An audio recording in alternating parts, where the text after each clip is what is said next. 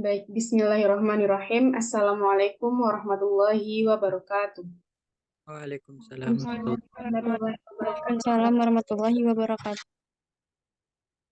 Alhamdulillahi rabbil alamin. Assalatu wassalamu ala asrafil anbiya'i wal mursalin wa ala alihi wa ashabihi rasulillahi ajma'in. Pertama dan terutama sekali, marilah kita ucapkan puji dan syukur atas kehadirat Allah Subhanahu wa Ta'ala yang telah melimpahkan rahmat, nikmat, serta karunia-Nya sehingga kita dapat melaksanakan diskusi pada siang ini meskipun secara virtual. Salawat serta salam tidak lupa pula kita hadiahkan kepada Nabi besar Muhammad Sallallahu Alaihi Wasallam dengan hantaran kata Allahumma sholli ala Muhammad wa ala ali Muhammad, di mana beliau telah membawa kita dari zaman kebodohan hingga zaman yang penuh dengan ilmu pengetahuan seperti yang kita rasakan seperti saat sekarang ini. Di sini saya sebagai perwakilan kelompok 3 yang sebagai moderator yang akan menjembatani diskusi kita pada siang hari ini. Saya tidak sendiri, saya bersama dengan teman-teman saya, yaitu Aprilia Veronica, Adini Rahmi, dan Anissa. Langsung saja kami akan presentasi tentang permasalahan pokok pendidikan di Indonesia. Presentasi pertama yang akan dipresentasikan oleh Adini Rahmi. Kepada Adini dipersilahkan. Baik, terima kasih atas kesempatannya moderator. Di sini saya akan membacakan materi tentang permasalahan pokok pendidikan di Indonesia. Yang pertama yaitu pemerataan. Pengertian pemerataan sendiri menurut Kamus Besar Bahasa Indonesia berasal dari kata dasar rata yang berarti satu meliputi seluruh bagian, dua tersebar dan tiga sama-sama memperoleh jumlah yang sama. Sedangkan kata pemerataan berarti proses, cara, dan perebutan melakukan pemerataan. Jadi dapat disimpulkan bahwa pemerataan pendidikan adalah suatu proses dan cara perbuatan melakukan pemerataan terhadap pelaksanaan pendidikan sehingga seluruh lapisan masyarakat dapat merasakan pelaksanaan pendidikan. Pelaksanaan pendidikan yang merata adalah pelaksanaan program pendidikan yang dapat menyediakan kesempatan yang seluas-luasnya bagi seluruh warga negara Indonesia untuk dapat memperoleh pendidikan. Pemerataan dan perluasan pendidikan atau biasa disebut perluasan kesempatan belajar merupakan salah satu sasaran dalam pelaksanaan pembangunan nasional. Hal ini dimaksudkan agar setiap orang mempunyai kesempatan yang sama untuk memperoleh pendidikan. Kesempatan memperoleh pendidikan tersebut tidak dapat dibedakan menurut jenis kelamin, status sosial, agama, maupun letak geografis. Dalam Propernas tahun 2000 sampai 2004 yang mengacu kepada GBHN 1999 sampai 2004 mengenai kebijakan pembangunan pendidikan pada poin pertama menyebutkan mengupayakan perluasan dan pemerataan memperoleh pendidikan yang bermutu tinggi bagi seluruh rakyat Indonesia menuju terciptanya manusia Indonesia berkualitas tinggi dengan peningkatan anggaran pendidikan secara berarti. Dan pada salah satu tujuan pelaksanaan pendidikan di Indonesia adalah untuk pemerataan kesempatan mengikuti pendidikan bagi setiap warga negara. Permasalahan pemerataan dapat terjadi karena kurang terorganisasinya koordinasi antara pemerintah pusat dengan pemerintah daerah, bahkan hingga daerah terpencil sekalipun. Hal ini menyebabkan terputusnya komunikasi antara pemerintah pusat dengan daerah. Selain itu, masalah pemerataan pendidikan juga terjadi karena kurang berdayanya suatu lembaga pendidikan untuk melakukan proses pendidikan. Hal ini bisa saja terjadi jika kontrol pendidikan yang dilakukan pemerintah pusat dan daerah tidak menjangkau daerah-daerah terpencil. Jadi, hal ini akan mengakibatkan mayoritas penduduk Indonesia yang dalam usia sekolah tidak dapat mengenyam pelaksanaan pendidikan sebagaimana yang diharapkan.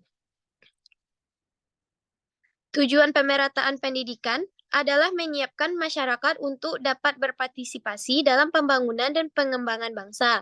Oleh karena itu, setelah pelaksanaan pemerataan pendidikan terpenuhi, maka yang harus dilakukan selanjutnya adalah meningkatkan mutu pendidikan, sebagaimana dijelaskan Undang-Undang 20 tahun 2003 tentang Sistem Pendidikan Nasional. Mengenai penyelenggaraan pendidikan pasal 4 yang berbunyi sebagai berikut. Pendidikan diselenggarakan secara demokratis dan berkeadilan, serta tidak diskriminatif dengan menjunjung tinggi hak asasi manusia, nilai keagamaan, nilai kultural, dan kemajemukan bangsa. Pendidikan diselenggarakan sebagai satu kesatuan yang sistematik dengan sistem terbuka multi bermakna. Pendidikan diselenggarakan sebagai proses pembudayaan dan pemberdayaan serta peserta didik yang berlangsung seumur hidup. Masalah pokok pendidikan Indonesia yang kedua yaitu ada kuantitas. Masalah kuantitas pendidikan merupakan masalah yang menyangkut banyak murid yang harus ditampung di dalam sistem pendidikan.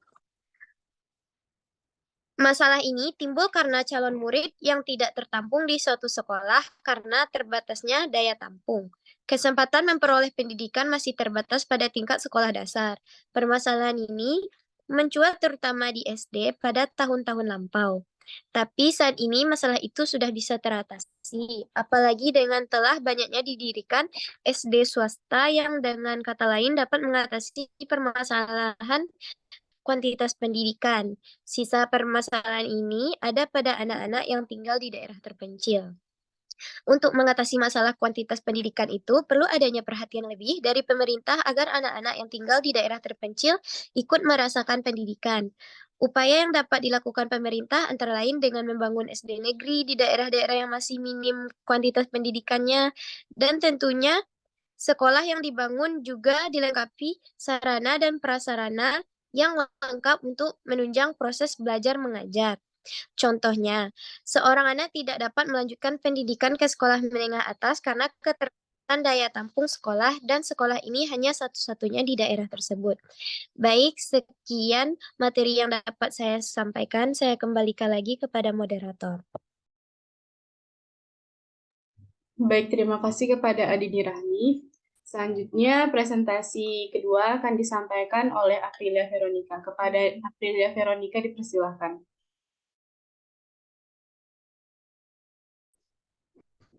Baik, terima kasih sebelumnya kepada di sini saya akan melanjutkan materi selanjutnya yaitu tentang kualitas atau mutu. Mutu sama halnya dengan memiliki kualitas dan bobot.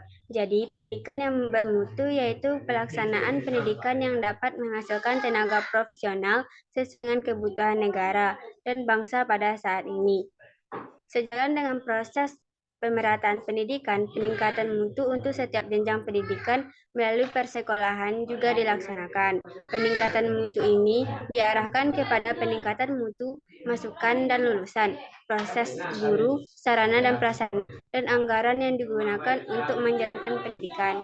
Kurangnya dana, jumlah guru, fasilitas pendidikan dapat mempengaruhi merosotnya mutu pendidikan. Oleh sebab itu, dalam mengatasi masalah ini, pemerintah telah berusaha dengan sebaik mungkin untuk meningkatkan kemampuan guru melalui training-training dengan menambah fasilitas. Dengan menambah dana pendidikan, dengan cara yang tepat, serta sistem evaluasi yang mungkin dengan tujuan peningkatan mutu pendidikan yang secara bertahap. Ada dua faktor yang mempengaruhi kualitas pendidikan, yaitu yang pertama faktor internal, meliputi jajaran pendidikan seperti Departemen Pendidikan Nasional, Dinas Pendidikan Daerah, dan juga sekolah. Yang kedua faktor eksternal.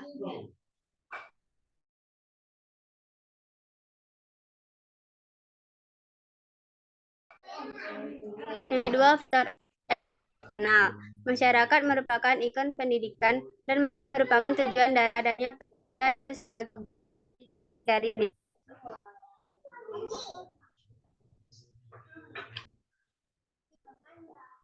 apa masalah yang menyebabkan rendahnya kualitas pendidikan? Yang pertama, rendahnya kualitas secara fisik. Yang kedua, rendahnya kualitas guru. Yang ketiga, rendahnya ketersediaan guru. Yang keempat, rendahnya prestasi siswa. Kelima, kurangnya pemerataan kesempatan pendidikan. Yang keenam, mahalnya pendidikan. Adapun upaya pemecahan masalah kualitas pendidikan dapat ditempuh dengan cara yang pertama seleksi yang ketat terhadap calon yang akan yang kedua pelatihan dan mengembangkan kemampuan tenaga pendidikan melalui latihan, penataran, seminar, dan lain-lain. Yang ketiga, penyempurnaan pemantapan kurikulum agar tidak mudah mengalami perubahan. Yang keempat, pembangunan sarana dan prasarana yang mendukung kegiatan belajar. Yang kelima, penggunaan alat peraga, buku paket, dan laboratorium secara tepat. Yang keenam, pemantapan peraturan dalam berbagai ujian, baik itu ujian sekolah ataupun ujian kenegaraan. Yang terakhir, pengawasan dari penelitian proses pendidikan oleh pemilik ke tiap sekolah. Yang kedua, tujuan adalah untuk memberikan jaminan kualitas pendidikan yang sesuai dengan tujuan pendidikan. Oleh karena itu, mutlak dilakukan atau dilaksanakan oleh lembaga pendidikan. Mutu pendidikan erat kaitannya dengan lembaga pendidikan, yaitu sekolah, yang merupakan pendidikan secara khusus yang mengembangkan SDM. Selanjutnya, efisiensi.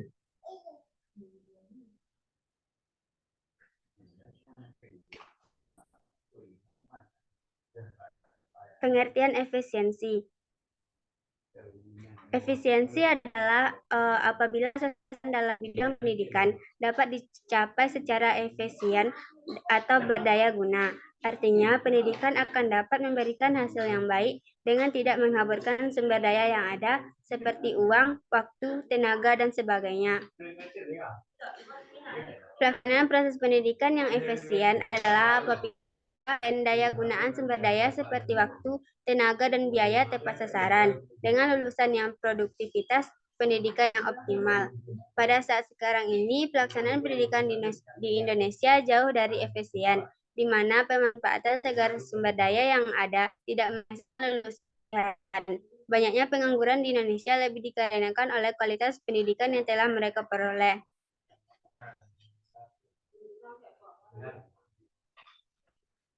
Beberapa masalah efisiensi pendidikan yang penting adalah yang pertama, bagaimana tenaga pendidikan difungsikan. Yang kedua, bagaimana sarana dan prasarana kependidikan difungsikan. Yang ketiga, bagaimana sarana pendidikan diselenggarakan.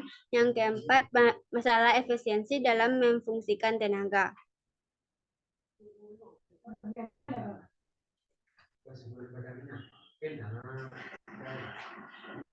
Masalah efisiensi pendidikan juga terjadi di perguruan tinggi. Masalah tersebut dapat diketahui dari adanya kegagalan seorang mahasiswa. Permasalahan efisiensi pendidikan dapat dipecahkan melalui pendekatan teknologi pendidikan seperti yang pertama, berorientasi pada peserta.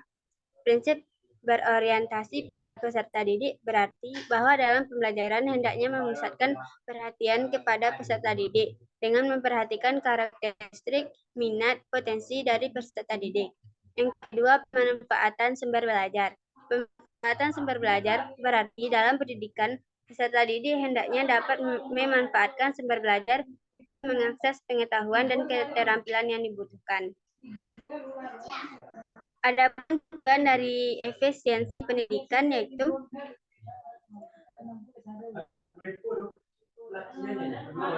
dalam konteks penyelenggaraan pendidikan di Indonesia erat kaitannya dengan profesional dalam manajemen nasional pendidikan yang diterapkan, antara lain disiplin keahlian, etos kerja, dan cost effectiveness.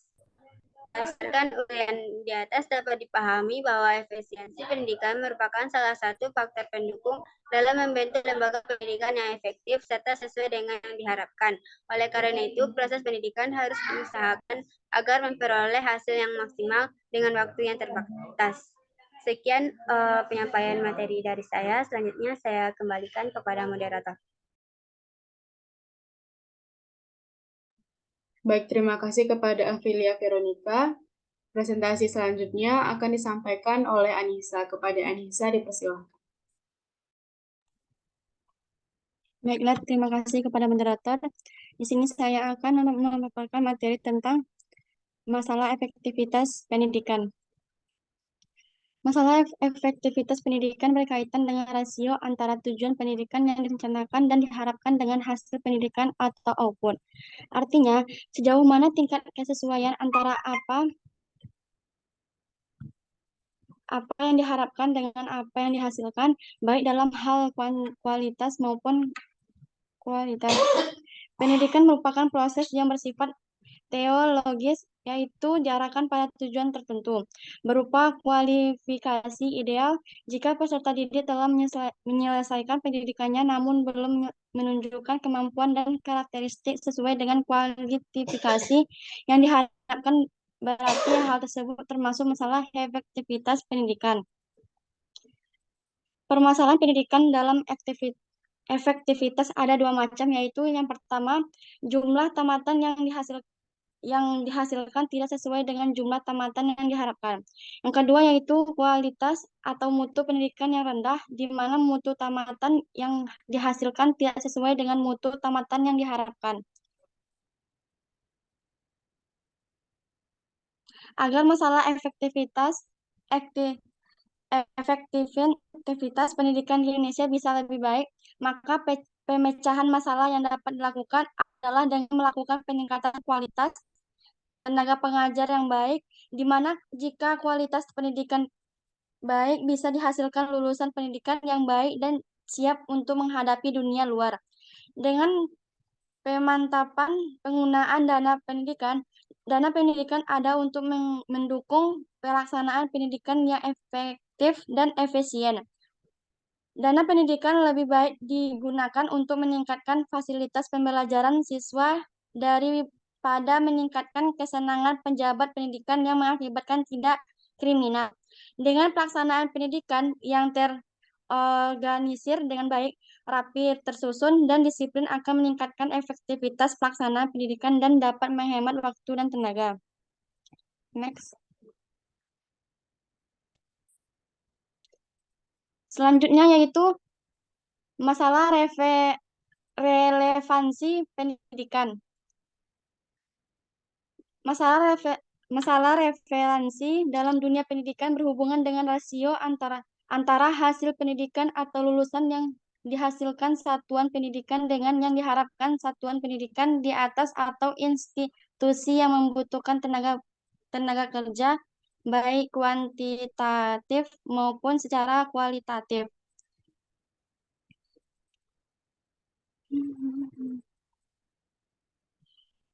Contoh masalah-masalah relevansi pendidikan adalah adanya ketidaksesuaian antara jumlah lulusan dengan jumlah tenaga kerja yang dibutuhkan. Angkatan kerja yang tidak terserap dalam dunia kerja saat ini adalah sebagai besar lulusan sekolah menengah. Hal ini berhubungan dengan tingkat keterampilan yang kurang pada mereka, dan juga arus tamatan pendidikan menengah tidak terserap di pendidikan tinggi masih cukup banyak. Solusi atau pemecahan masalah relevansi pendidikan di Indonesia adalah dapat dilakukan sebagai berikut. Yang pertama yaitu meningkatkan mutu pendidikan dengan meningkatkan kualifikasi pendidikan serta meningkatkan nilai rata-rata siswa. Yang kedua yaitu menambah jumlah jenis pendidikan di bidang kompetensi atau profesi sekolah kejuruan untuk menyiapkan tenaga siap pakai yang dibutuhkan.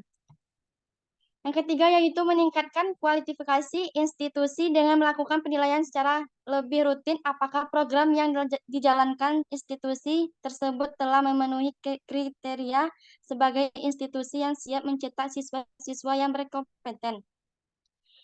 Yang keempat yaitu kerjasama antara lembaga pendidikan dengan berbagai organisasi, masyarakat, industri, atau lainnya. Yang kelima yaitu penyesuaian kurikulum dengan kebutuhan lulusan. Yang keenam, pelaksanaan kegiatan kurikuler dan ekstrakurikuler yang dilakukan dengan penuh kesungguhan dan diperhitungkan dalam penentuan nilai akhir ataupun kelulusan. Yang ketujuh yaitu memberi keterampilan khusus untuk peserta didik yang akan dibutuhkan di dunia kerja, khususnya untuk siswa menengah kejuruan. Yang nomor 8 yaitu membuka lapangan kerja seluas-luasnya oleh pemerintah agar tidak banyak lulusan yang menganggur setelah tamat, terutama untuk ketamatan kejuruan, karena target lulusan SMK setelah tamat ialah bekerja sesuai program pemerintah. Yang 9 yaitu perluasan dan pemetaan kesempatan memperoleh pendidikan. 10. Peningkatan kemampuan akademik, profesionalisme, dan jaminan kesejahteraan tenaga pendidikan. 11 yaitu melakukan pembaharuan sistem pendidikan. 12 memperdayakan lembaga pendidikan. 13 mengembangkan kualitas sumber daya manusia. Itu saja yang dapat saya sampaikan. Saya kembalikan kepada moderator.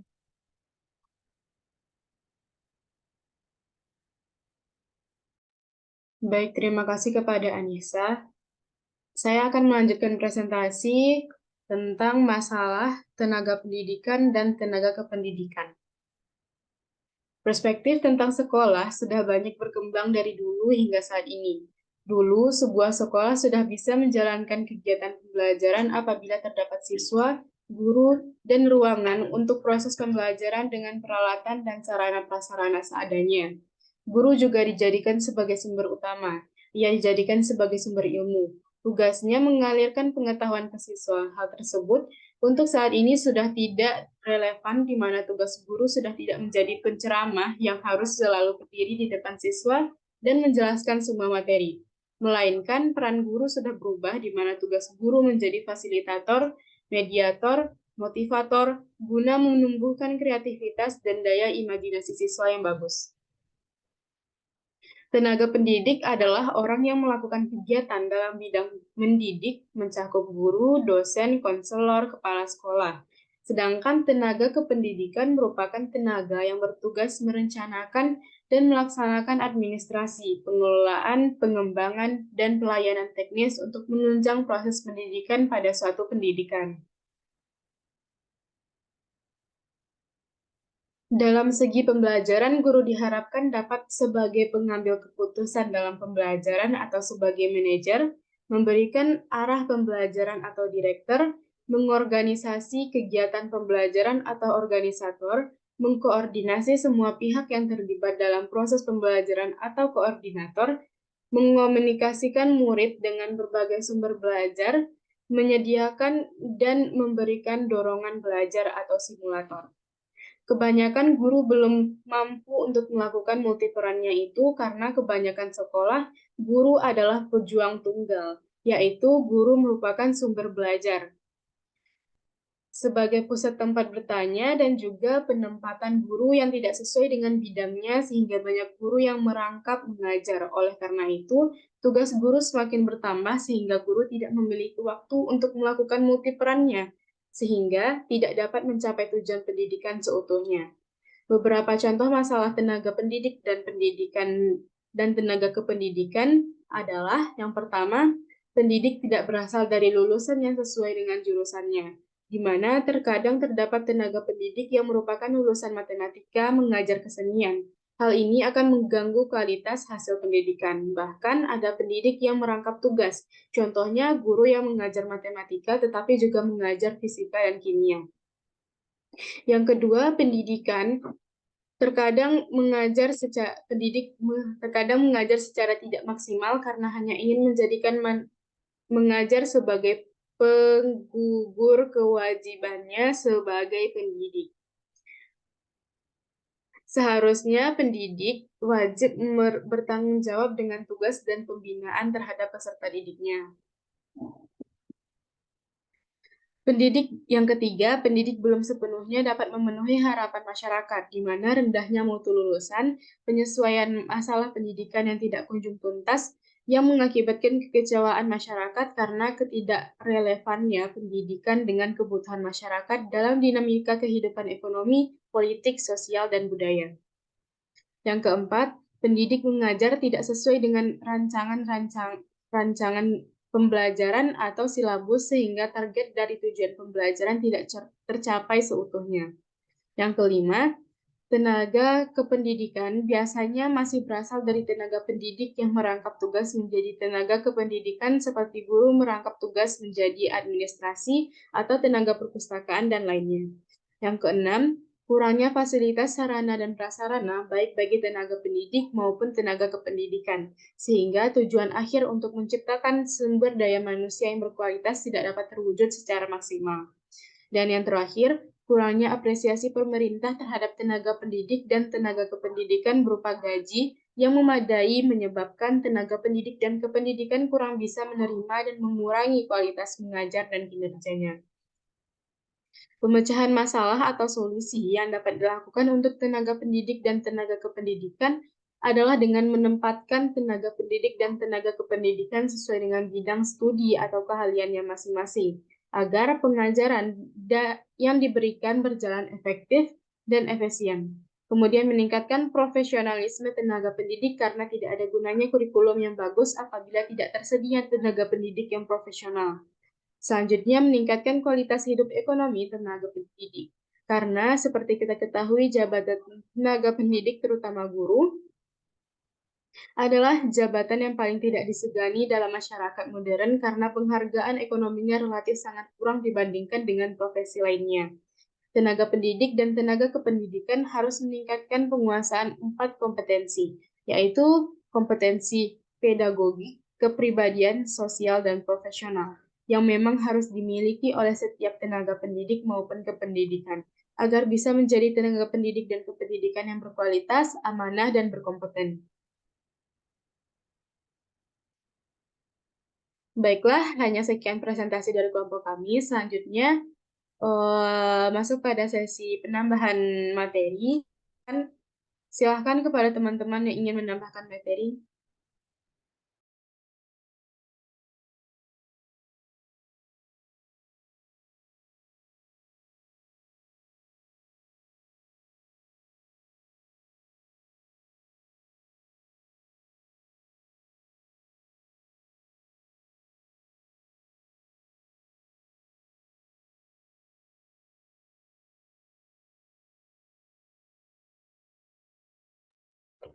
Silahkan kepada Anissa Asmi untuk menambahkan materi. Baik, terima kasih kepada moderator. Saya Nisa Asmi dari kelompok 1, izin menambahkan sedikit materi tentang masalah pemerataan pendidikan yang dilihat dari jenjangnya. Pertama ada pemerataan pendidikan formal. Yang pertama itu pada pendidikan prasekolah dan sekolah dasar. Ada ditemukan masalah seperti pada prasekolah, pendidikan ini hanya ada di kota besar saja, sedangkan pada daerah terpencil belum ditemukan. Begitu pula dengan sekolah dasar yang terlihat mutu pendidikan yang tidak merata. Kedua, pada pendidikan menengah, banyak anak-anak yang tidak melanjutkan ke pendidikan menengah karena tidak ada biaya, serta fasilitas yang ada juga berbeda dari satu tempat ke tempat lain. Ketiga, pada pendidikan tinggi, pada tingkat ini ada faktor-faktor penyebab kurangnya pemerataan pendidikan. Yang pertama itu karena faktor biaya, kedua masyarakat berpikir bahwa pendidikan tinggi ini tidaklah penting, serta kualitas pendidikan yang tidak merata di setiap daerah. Yang kedua ada pemerataan pendidikan non-formal, terjadinya masalah pada perluasan dan pemerataan akses pendidikan, baik itu kendaraan ataupun masyarakat yang khusus yang berusianya dewasa untuk selalu meningkatkan ilmu pengetahuan dan keterampilan yang masih rendah. Ditambah dengan pendidikan non-formal butuh biaya yang cukup mahal, maka tidak bisa dijangkau oleh masyarakat menengah. Mungkin sekian penambahan materi dari saya. Terima kasih. Selanjutnya saya kembalikan kepada moderator. Terima kasih kepada Anissa Asmi yang sudah menambahkan materi. Selanjutnya dipersilahkan kepada Adika Afsa untuk menambahkan materi. Baik, terima kasih sebelumnya kepada moderator yang telah memberikan kesempatan kepada saya untuk menambahkan materi. Saya Adika Afsa dari kelompok 4. Di sini saya akan menambahkan materi yang berjudul saling keterkaitan antar masalah pendidikan. Permasalahan pokok pendidikan sesungguhnya tidak berdiri sendiri. Nah, dalam kenyataannya di lapangan masalah tersebut saling terkait. Mungkin pada suatu situasi atau kondisi muncul secara serentak meskipun dalam bobot yang berbeda. Nah, pada kondisi tertentu, misalnya kita atau negara ingin pendidikan itu merata, maka pada saat ini mutu perbaikan atau bermasalah, efisiensi akan bermasalah. Nah, demikian pula referensi pendidikan akan mengalami penurunan atau bermasalah. Keadaan seperti ini mengharuskan negara memusatkan perhatian pada program pendidikan tertentu. Misalnya pada periode tertentu memusatkan perhatian pada pemerataan pendidikan. Kemudian pada periode berikutnya pada peningkatan mutu. Nah, bila negara sudah maju atau developed bukan developing, apalagi underdeveloping country. Nah, maka pada kondisi ini permasalahan pendidikan tidak akan ada lagi. Jika terdapat juga permasalahannya tidak akan berat atau besar lagi. Sekian penambahan materi dari saya serahkan kepada moderator. Baik, terima kasih kepada Adik Kak Afsa. Selanjutnya dipersilakan kepada Adik TK Nurjana untuk menambahkan materi. Baiklah, Assalamualaikum warahmatullahi wabarakatuh. Terima kasih kepada moderator yang telah memberikan saya kesempatan untuk menambahkan materi.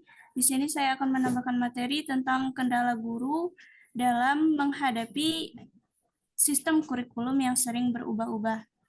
Yang pertama yaitu tidak memiliki pengalaman dengan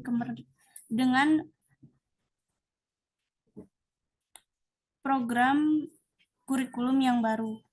Pengalaman personal para guru terkait dengan program yang baru adalah pembelajaran yang masih minim. Pemerintah yang sebenarnya bertujuan untuk mempromosikan perubahan program kurikulum baru, membuat para guru belum mampu mengadopsi program kurikulum tersebut, dipicu juga dengan cara dan pengalaman guru yang kebanyakan belum belajar di bangku kuliah, terutama pada sekolah-sekolah terpencil. Yang kedua yaitu keterbatasan referensi. Belum adanya referensi yang tepat yang dibaca ataupun yang dicari oleh guru dalam pelaksanaan program kurikulum yang baru, sehingga guru mengalami kesulitan untuk menerapkannya kepada siswa yang lain. Yang ketiga yaitu akses yang dimiliki dalam pembelajaran masih terdapat perbedaan.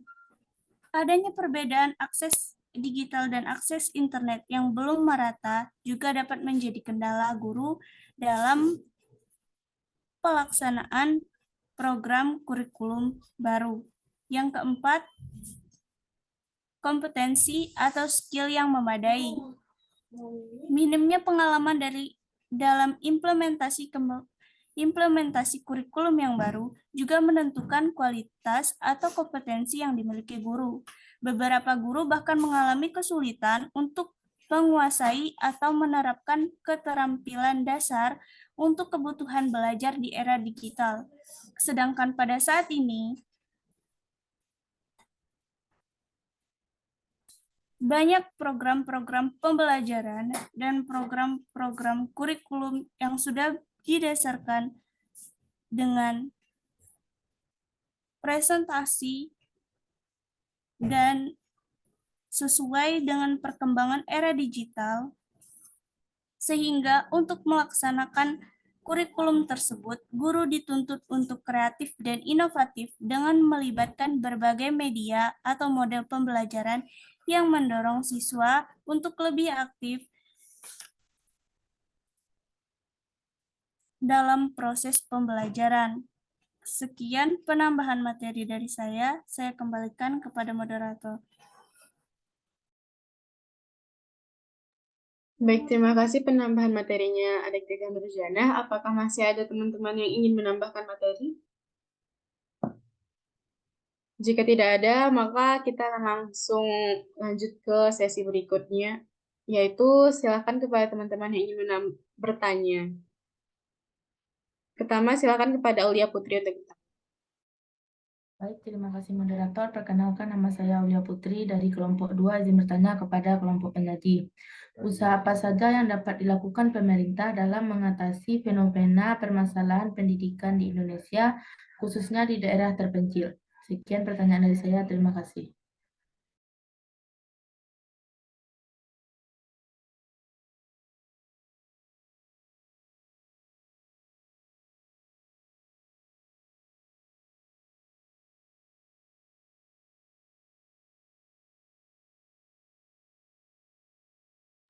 Baik, terima kasih kepada Aulia Putri. Selanjutnya, silakan kepada Ajeng Kinanti untuk bertanya.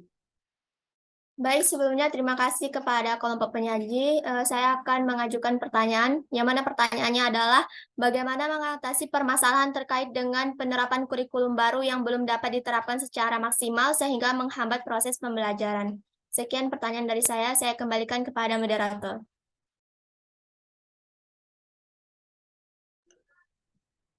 Bisa tolong diulangi lagi aja.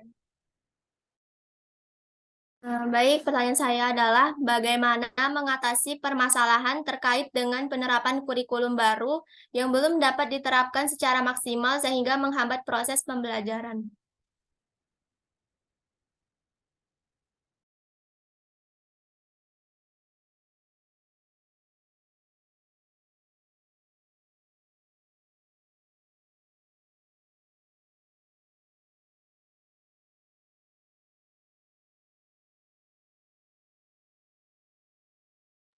Baik, terima kasih kepada Ajeng Kinanti. Selanjutnya, silakan kepada Anggun Syahrani untuk bertanya. Baik, terima kasih kepada moderator. Saya Anggun Syarani dan bertanya kepada kelompok penyaji. Pertanyaannya yaitu terdapat beberapa faktor yang menjadi penyebab permasalahan pendidikan di Indonesia, yaitu perkembangan iptek dan seni, laju pertumbuhan penduduk, aspirasi masyarakat, dan keterbelakangan budaya dan sarana kehidupan. Nah, apa kaitan antara keempat faktor tersebut dengan masalah pendidikan dan mengapa keempat faktor tersebut mempengaruhi masalah pendidikan? Sekian pertanyaan dari saya, terima kasih.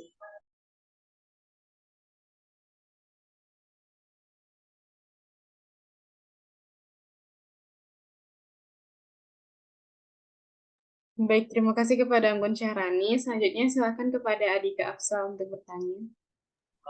Baik, terima kasih kepada moderator yang telah memberikan kesempatan kepada saya.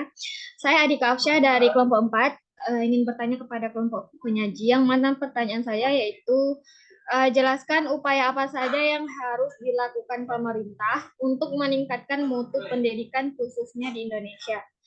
Sekian pertanyaan saya. Assalamualaikum warahmatullahi wabarakatuh.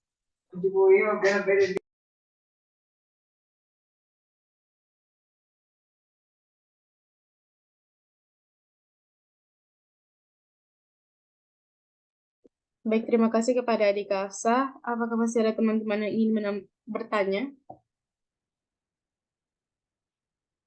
Jika tidak ada, kami meminta waktunya sebentar untuk berdiskusi menjawab pertanyaan dari teman-teman semua.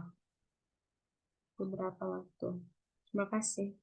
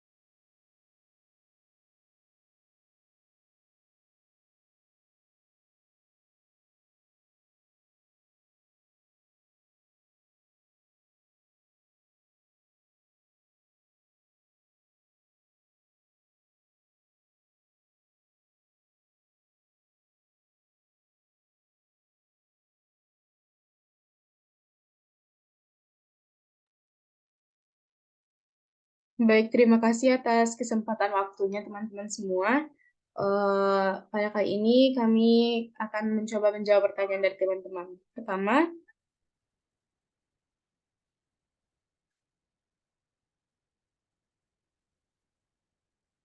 pertanyaan dari Adika Afsa yang akan dijawab oleh Aprilia Veronica. Kepada Nika dipersilahkan.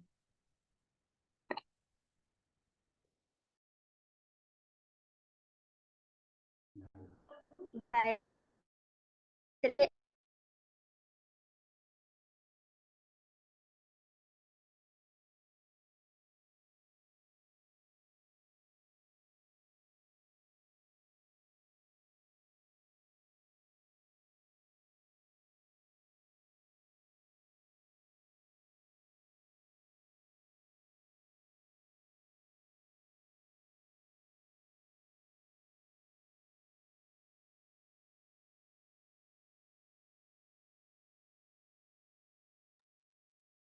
Maaf sebelumnya teman-teman, sepertinya ada kendala dengan Aprilia Veronica.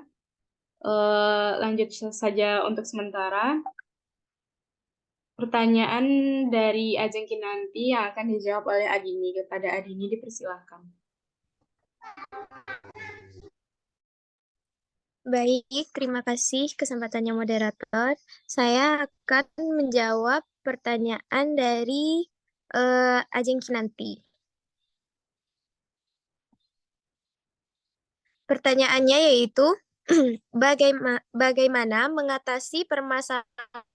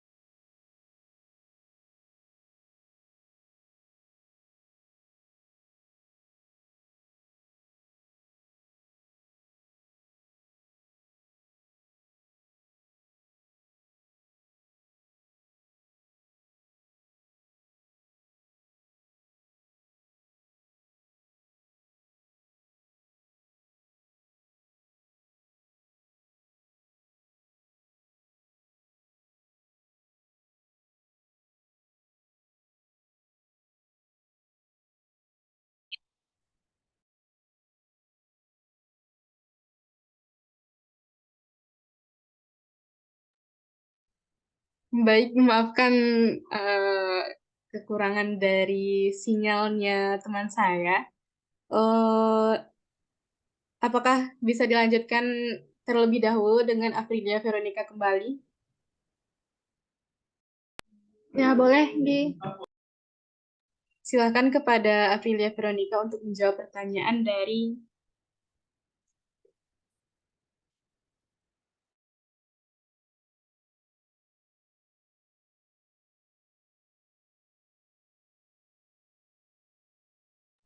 Silakan kepada Aprilia Veronica untuk menjawab pertanyaan dari Adika Afsa.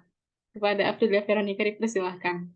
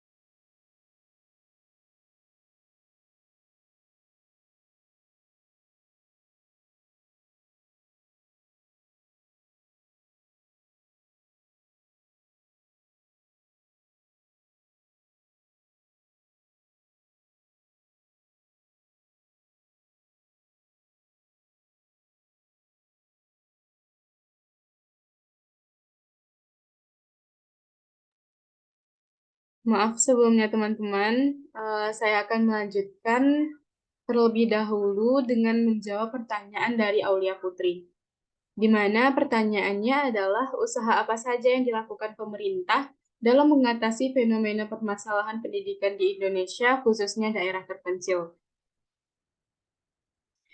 Menurut saya, pendidikan merupakan peran penting dalam peradaban sebuah negara. Semua orang berhak untuk mendapatkan pendidikan. Sampai saat ini, pemerataan pendidikan di Indonesia masih belum juga berhasil, terutama di beberapa wilayah khususnya seperti yang termasuk dalam kategori daerah terpencil.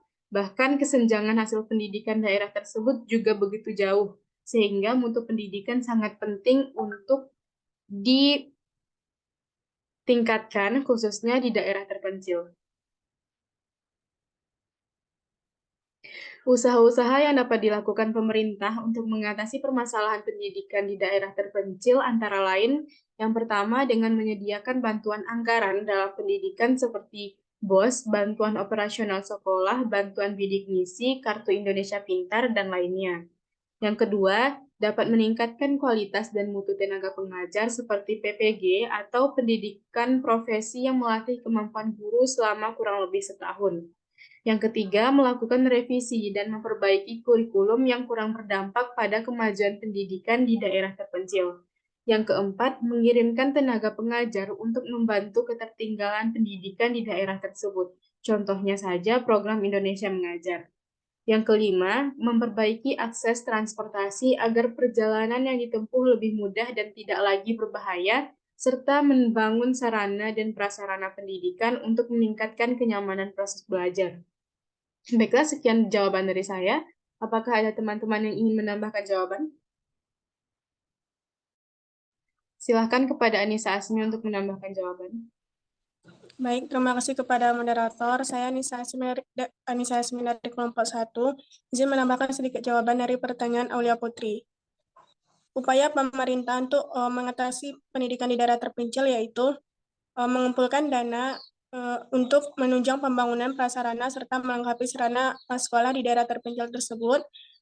Selain itu, menyediakan alat transportasi bagi siswa yang memiliki tempat tinggal atau pemukiman yang jauh dari sekolah, memberikan pelatihan khusus terhadap kepala sekolah, ketua yayasan, atau guru yang akan mengabdi dan mengajar di daerah terpencil, supaya meningkatkan kemampuan serta kualitas mereka dalam mengajar dan mendidik, memberikan beasiswa penuh bagi siswa berprestasi, dan melakukan digitalisasi sekolah, yaitu mengusahakan adanya internet dan perangkatnya sebagai salah satu prasarana sekolah untuk membantu serta mempermudah jalannya kegiatan belajar mengajar.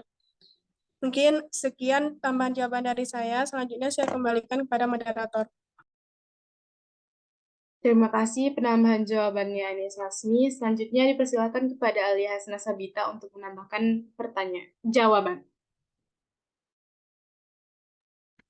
Baik, terima kasih kepada moderator. Perkenalkan, saya Alia Hasna Sabita akan menambahkan jawaban dari pertanyaan Aulia Putri, yaitu usaha apa saja yang dilakukan pemerintah dalam mengatasi fenomena permasalahan pendidikan di Indonesia, khususnya daerah terpencil. Yaitu pemerintah telah menerapkan kebijakan berupa program peningkatan mutu pendidikan di daerah terpencil. Program ini meliputi penyediaan bantuan pendidikan, peningkatan kualitas pelayanan pendidikan, peningkatan kualitas SDM pendidikan, peningkatan infrastruktur pendidikan, dan lain-lain. Selanjutnya, pemerintah juga telah merancang sistem pendidikan terintegrasi untuk meningkatkan akses pendidikan di daerah terpencil. Sistem ini meliputi peningkatan kualitas pendidikan melalui penyediaan bantuan pembelajaran, peningkatan keterampilan guru, dan peningkatan akses informasi pendidikan. Dan yang terakhir, pemerintah juga telah meningkatkan kesadaran masyarakat di daerah terpencil tentang pentingnya Indonesia. Hal ini dilakukan dengan meningkatkan kesadaran tentang manfaat pendidikan, menyediakan layanan bantuan pendidikan, dan meningkatkan partisipasi masyarakat di dalam kegiatan pendidikan. Mungkin hanya itu penambahan jawaban dari saya. Saya kembalikan kepada moderator.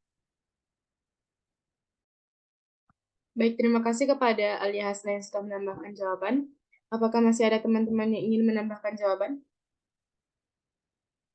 Jika tidak ada, saya kembalikan kepada Aulia Putri. Apakah Aulia Putri paham dengan yang dijelaskan oleh saya dan teman-teman? Baik, terima kasih atas jawaban dari kelompok penyaji dan tambahan jawaban dari teman-teman. Terima kasih. Baik, selanjutnya pertanyaan dari Ajeng Kinanti yang akan dijawab oleh Adini. Kepada Adini dipersilakan. Baik, terima kasih atas kesempatannya moderator. Baiklah, saya akan menjawab pertanyaan dari Ajeng Kinanti, yang mana pertanyaannya, bagaimana mengatasi permasalahan terkait dengan penerapan kurikulum baru yang belum dapat diterapkan secara maksimal sehingga menghambat proses pembelajaran. Cara untuk mengatasi permasalahan terkait dengan penerapan kurikulum baru yang belum dapat diterapkan secara maksimal, beberapa langkah yang dapat dilakukan antara lain, 1. Evaluasi dan analisis. Lakukan evaluasi dan analisis terhadap kurikulum yang telah diterapkan. Identifikasi masalah yang terjadi dalam penerapan kurikulum dan perlu diubah atau diperbaiki. Yang kedua, komunikasi dan kolaborasi. Lakukan komunikasi dan kolaborasi dengan semua pihak terkait, termasuk guru, siswa, orang tua, dan staf pendukung pendidikan untuk memahami masalah dan mendapatkan masukan untuk solusi yang lebih baik. Yang ketiga, pelatihan dan pengembangan. Berikan pelatihan dan pengembangan yang diperlukan kepada guru dan staf pendukung pendidikan agar mereka dapat memahami dan menerapkan kurikulum dengan lebih efektif. Keempat, penyesuaian kurikulum. Lakukan penyesuaian kurikulum agar lebih sesuai dengan kebutuhan siswa dan mengakomodasi kendala yang terjadi dalam proses pembelajaran. Yang kelima, pengawasan dan evaluasi. Lakukan pengawasan dan evaluasi secara berkala untuk memastikan penerapan kurikulum yang tepat dan efektif. Identifikasi dan selesaikan masalah yang terjadi secara terus-menerus. Yang keenam, kesabaran dan kerjasama. Selain itu, penting untuk memahami bahwa perubahan kurikulum memerlukan waktu dan kesabaran. Oleh karena itu, dibutuhkan kerjasama dari semua pihak untuk memastikan keberhasilan penerapan kurikulum baru. Dengan mengikuti langkah-langkah tersebut, diharapkan masalah terkait dengan penerapan kurikulum baru dapat diatasi dan proses pembelajaran dapat berjalan lebih baik. Sekian jawaban dari saya kembalikan lagi kepada moderator. Baik, terima kasih kepada Adini. Apakah ada teman-teman yang ingin menambahkan jawaban? Silakan raise hand bagi teman-teman yang ingin menambahkan jawaban. Jika tidak ada, saya kembalikan kepada Saudari Ajeng Kinanti. Apakah Ajeng paham dengan yang dijelaskan oleh Adini? Baik, terima kasih kelompok penyaji. Saya dapat menerima jawaban yang telah diberikan. Terima kasih. Baik, selanjutnya pertanyaan dari Anggun Syahrani yang akan dijawab oleh Anissa. Kepada Anissa dipersilahkan.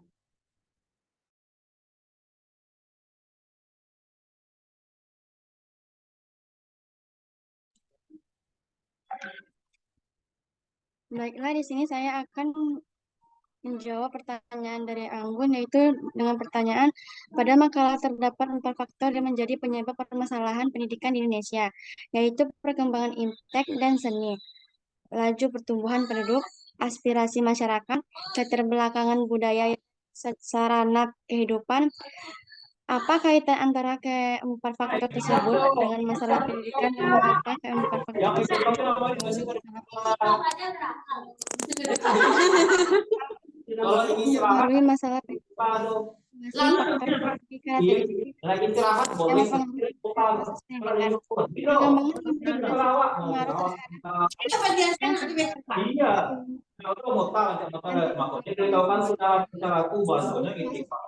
terhadap dinamis. Laju pertumbuhan terhadap masalah pendidikan karena sarana dan prasarana pendidikan semakin menipis. Aspirasi masyarakat berpengaruh terhadap masalah pendidikan karena masyarakat semakin kritis terhadap proses pendidikan yang dilakukan oleh pemerintah. Keterbelakangan budaya dan sarana kehidupan berpengaruh terhadap masalah pendidikan karena budaya yang kurang maju dan kurang memperhatikan pendidikan membuat proses pendidikan tidak berjalan dengan baik. Itu saja yang dapat saya sampaikan. Saya kembalikan kepada moderator. Baik, terima kasih kepada Anissa. Apakah ada teman-teman yang ingin menambahkan jawaban dari Anissa? Silakan kepada Afifah Zahra untuk menambahkan jawaban. Baik, terima kasih kepada moderator yang telah mengizinkan saya untuk menambahkan jawaban atas pertanyaan dari Yang Munsharani. Di sini keempat faktor tersebut berkaitan dengan masalah pendidikan di Indonesia, yang mana yang pertama yaitu perkembangan iptek dan juga seni. Perkembangan teknologi dan seni yang semakin pesat dapat mempengaruhi metode pembelajaran yang digunakan. Pendidikan harus terus mengikuti perkembangan teknologi dan seni agar dapat memberikan pembelajaran yang lebih efektif dan juga inovatif. Kemudian yang kedua yaitu laju pertumbuhan penduduk. Semakin banyak jumlah penduduk, semakin besar permintaan akan akses pendidikan. Namun kebutuhan pendidikan yang meningkat seringkali tidak seimbang dengan ketersediaan sumber daya manusia dan juga infrastruktur pendidikan. Yang ketiga yaitu aspirasi masyarakat. Masyarakat memiliki aspirasi yang berbeda-beda dalam bidang pendidikan, seperti keinginan untuk mendapatkan pendidikan yang lebih tinggi atau pendidikan yang lebih relevan dengan kebutuhan pasar. Namun, kurangnya pemenuhan aspirasi masyarakat dapat memicu kekecewaan dan ketidakpuasan terhadap sistem pendidikan. Yang keempat yaitu keterbelakangan budaya dan juga sarana kehidupan. Masalah sosial, budaya, dan ekonomi juga mempengaruhi masalah pendidikan. Keterbelakangan sarana dan prasarana pendidikan, seperti fasilitas belajar dan ketersediaan guru dapat menghambat akses pendidikan bagi masyarakat di daerah terpencil dan kurang berkembang. Nah, keempat faktor tersebut mempengaruhi masalah pendidikan di Indonesia karena semua faktor tersebut dapat mempengaruhi kualitas dan juga aksesibilitas pendidikan. Tanpa perhatian dan yang memadai terhadap keempat faktor tersebut, akan sulit untuk mencapai tujuan pendidikan yang berkualitas dan juga merata di seluruh wilayah Indonesia. Mungkin sekian penambahan materi jawaban yang dapat saya sampaikan. Saya kembalikan kepada moderator. Baik, terima kasih kepada Afifah Zahra. Apakah masih ada teman-teman yang ingin menambahkan jawaban? Silakan raise hand bagi teman-teman yang ingin menambahkan jawaban. Jika tidak ada, saya kembalikan kepada Anggun Syahrani. Apakah Anggun paham dengan yang dijelaskan oleh Anissa dan Zahra tadi? Baik, terima kasih kepada Ketua Penyaji. Saya paham atas apa yang disampaikan oleh Anissa dan Zahra tadi. Terima kasih.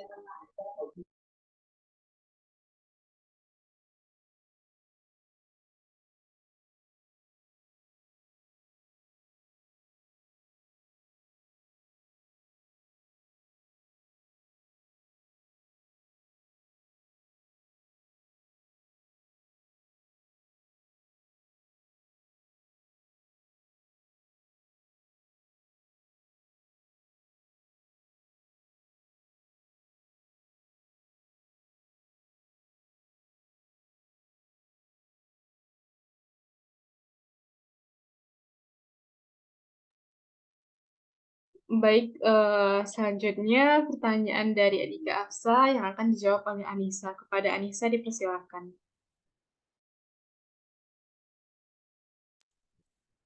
Baiklah, di sini saya akan menjawab pertanyaan dari Andika Apsa dengan pertanyaan yaitu jelaskan upaya apa saja yang harus dilakukan pemerintah untuk meningkatkan mutu pendidikan khususnya di Indonesia.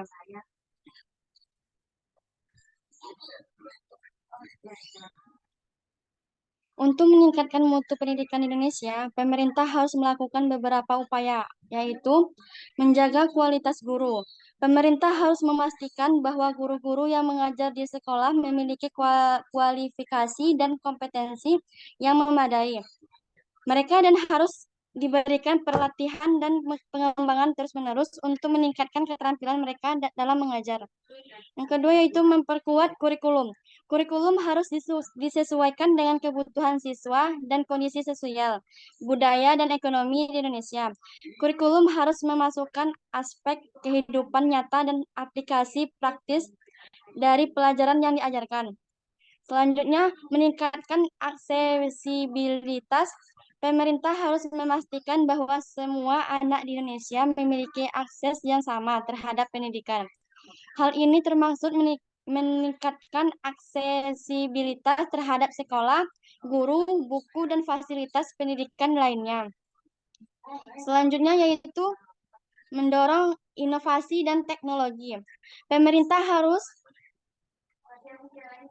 Pemerintah harus memperkenalkan teknologi pendidikan modern dan inovasi dalam mengajarkan dan pembelajaran.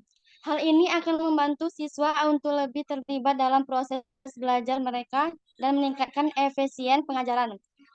Selanjutnya yaitu peningkatan pendanaan. Pemerintah harus memberikan dana yang memadai untuk mendukung pengembangan pendidikan Indonesia. Hal ini termasuk memperkuat infrastruktur pendidikan, memberikan beasiswa dan bantuan keuangan untuk siswa dari keluarga yang kurang mampu, serta memberikan insentif untuk guru dan tenaga pendidikan lainnya. Selanjutnya, meningkatkan partisipasi orang tua. Pemerintah harus mengedukasi dan mendorong partisipasi orang tua dalam pendidikan anak-anak mereka. Orang tua harus diberikan informasi tentang pentingnya pendidikan dan bagaimana mereka dapat membantu anak-anak mereka dalam proses belajar. Yang terakhir yaitu dengan melakukan upaya-upaya tersebut, diharapkan mutu pendidikan di Indonesia dapat terus meningkat dan siswa dapat memiliki akses yang sama terhadap pendidikan yang berkualitas. Itu saja yang dapat saya sampaikan. Saya kembalikan kepada moderator. Baik, terima kasih kepada Anissa. Apakah ada teman-teman yang ingin menambahkan jawaban dari Anissa? Jika tidak ada, saya kembalikan kepada saudari Adika Afsa. Apakah Afsa paham dengan yang dijelaskan oleh Anissa? Baik, terima kasih kepada kelompok penyaji yang telah menjawab pertanyaan dari saya tadi. Saya dapat menerima jawaban yang telah diberikan.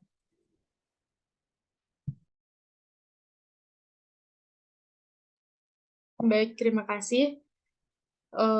Sepertinya menjawab pertanyaan dari Adika Afsa tadi oleh Anissa adalah akhir dari sesi diskusi kita pada siang hari ini. Saya sebagai moderator meminta maaf apabila ada kesalahan dan kekurangan dalam diskusi kita pada siang hari ini. Saya akhiri. Wabillahi taufiq wal hidayah. Assalamualaikum warahmatullahi wabarakatuh. Waalaikumsalam warahmatullahi wabarakatuh. Warahmatullahi wabarakatuh.